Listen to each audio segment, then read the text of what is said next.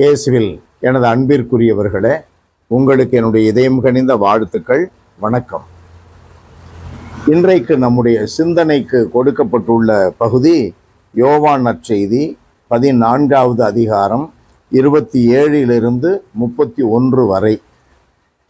ஆண்டவர் இயேசு சொல்லுகிறார், அமைதியை உங்களுக்கு விட்டு செல்லுகிறேன், என் அமைதியையே உங்களுக்கு அளிக்கிறேன். நான் உங்களுக்கு தரும் அமைதி உலகம் தரும் அமைதி போன்றது அல்ல என்று நமக்கு போதிக்கிறார். இந்த உலகத்திலிருந்து நமக்கு அமைதி கிடைக்கிறது. நல்ல சாப்பாடு, சாராயம், விபச்சாரம், நண்பர்கள் குழு, நாம் விரும்புகிறதை மற்றவர்களிடமிருந்து கொள்ளையடித்தால் அதிலே ஒரு அமைதி, நாம் மற்றவர்களை மீது அராஜகம் செய்து அவர்கள் அடிமைப்பட்டால் அதில் ஒரு அமைதி. இது போன்ற உலகம் தரும் அமைதி, அதிகாரம் இருப்பது ஒரு அமைதி, நாம் விரும்பியதெல்லாம் கிடைத்து விட்டால் அதிலே ஒரு அமைதி. இவைகள் எல்லாம் என்ன? தற்காலிகமானது மட்டுமல்ல.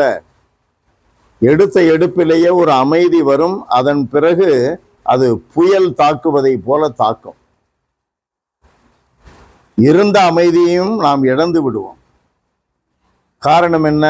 அது அமைதியே அல்ல, அது அழிவை நோக்கிய பாதை என்பதை நாம் புரிந்து கொள்ள வேண்டும். ஆகையினால் இப்படி உலகம் தரும் அமைதி அல்ல, என் அமைதியையே உங்களுக்கு அளிக்கிறேன். ஆண்டவர் இயேசுவினுடைய அமைதி என்பது என்ன? நிரந்தரமான ஒரு நிம்மதி.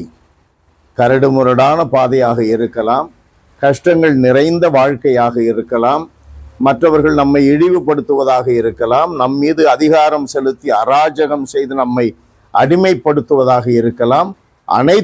அனைத்து சூழல்களிலும் கடவுளை நாம் தூக்கி பிடிப்பது, அன்பை தூக்கி பிடிப்பது, ஆண்டவருக்குரிய வழிமுறைகளை தூக்கி பிடிப்பது, அதற்காக இந்த உலக ஆதாயங்களையும் எதிர்பார்க்காமல் நாம் முதன்மை எது என்று தெரிந்து அவரையே பற்றி கொள்வது, அதனால் கிடைப்பது இயேசு தருகின்ற அமைதி.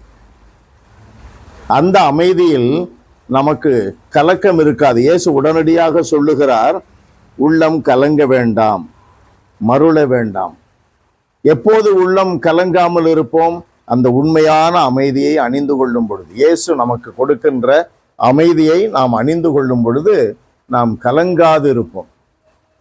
அன்பானவர்களே, நம்முடைய வாழ்க்கையில இந்த உலகை பற்றி கொண்டால் உலகம் தரும் அமைதி நமக்கு நிறைவாகவே கிடைக்கும். ஆனால் ஒவ்வொரு நிமிடமும் அடுத்த அந்த அமைதி, ஒரு நிமிடம் என்றால் அடுத்து வருகின்ற நேரமெல்லாம் நமக்கு உள்ளத்திலே பதட்டம் இருக்கும், பயம் இருக்கும், நடுக்கம் இருக்கும், எதிர்காலத்தை பற்றிய நம்பிக்கை இருக்காது, எந்த ஒரு காரியத்திலும் உறுதி இருக்காது, மனதிலே நிம்மதி இருக்காது. அன்பு நிறைந்த எங்கள் இறைவா, உம்மை போற்றி புகழுகிறோம், வாழ்த்தி வணங்குகிறோம், தாழ்மையோடு ஆராதிக்கிறோம். அன்பின் கடவுளே, எங்கள் மீட்பரும் ஆண்டவருமான இயேசுவின் தந்தையே, எங்களுடைய வாழ்க்கையில் உம்முடைய திருமகன் கற்றுக் கொடுத்த பாதையில் செல்லுவது சிலுவை பாதையானாலும் நாங்கள் கலங்காமல் அன்றாடம் சிலுவையை சுமந்து கொண்டு எங்களையே மறுத்து இயேசுவை பின் செல்ல எங்களுக்கு துணிவை தாரும். இயேசுவின் நாமத்திலேயே ஜெபிக்கிறோம் பிதாவே.